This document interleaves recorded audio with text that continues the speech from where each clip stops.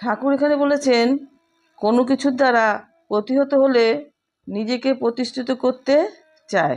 জগৎ সংসারের সব কিছুই কি একটা নিজের নিয়ম বা নিজের গুণ অনুসারে চলে। যেমন নিজের গুণ বলতে ধরেন এই যে পাখি উঠছে,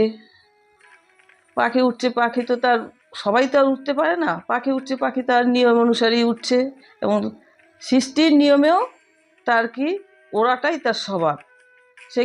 সে উঠছে যেহেতু সে সে যেমন উঠছে, আবার যেমন মাছ আবার জলে ভেসে চলেছে, তার ওই সৃষ্টির নিয়মে ওই ভেসে চলতে পারে, কিন্তু সবাই তো এরকম ভেসে চলতে পারবে না জলে। এরাও কিন্তু সৃষ্টির নিয়মে এরা সুন্দর করে এরা নিজের মতো করেই যে যার মতো করে চলেছে।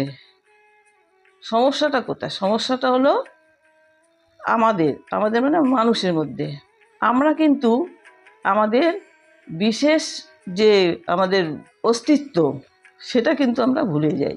আবার আমাদের অস্তিত্ব যেমন ভুলে যাই, আবার আমরা কিন্তু এই অস্তিত্বকে কিন্তু আমরা নিজেরাই আবার দূরে সরিয়ে রেখে নিজেরা নিজেদের মতো প্রতিষ্ঠিত করার চেষ্টা করতে থাকি।